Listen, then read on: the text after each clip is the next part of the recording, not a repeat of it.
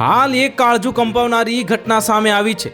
અંધશ્રદ્ધા અને તાંત્રિક વિધિના નામે એક હૈયું હચમચાવી નાખે એવી ઘટના બોડેલી તાલુકાના પાણેજ ગામમાં સામે આવી છે, જ્યાં લાલુ તડવી નામના એક ભુવાએ તાંત્રિક વિધિ માટે 5 વર્ષની નિર્દોષ બાળકીની હત્યા કરી નાખી છે।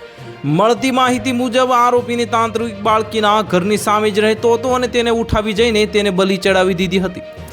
ઘટના કંઈક એવી છે કે 5 વર્ષની બાળકી તેના ઘરની સામે રમતી હતી અને આરોપી લાલુ તડવી, જે ગામમાં ભુવા તરીકે ઓળખાય છે, તે બાળકી પાસે ગયો અને તેને બાળકી પર તાંત્રિક વિધિ કરવા માટે તેને પોતાની ઝૂંપડપટ્ટી તરફ લઈ ગયો અને અંધશ્રદ્ધાના નામે ભુવાએ કુવાડી વડે બાળકીનું ગળું કાપી નાખ્યું અને તે ઘટનાને તાંત્રિક વિધિને એક ભાગ ગણાવતો હતો।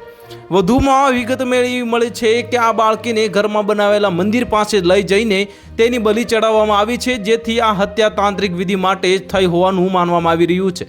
આ હત્યાના થોડા સમય પછી ભુવા બીજા એક બાળકને પણ બલિ આપવા લઈ જઈ રહ્યો હતો અને પણ ગામજનોએ આ જોઈ લીધું અને તાત્કાલિક ઘટના અટકાવી દીધો હતો।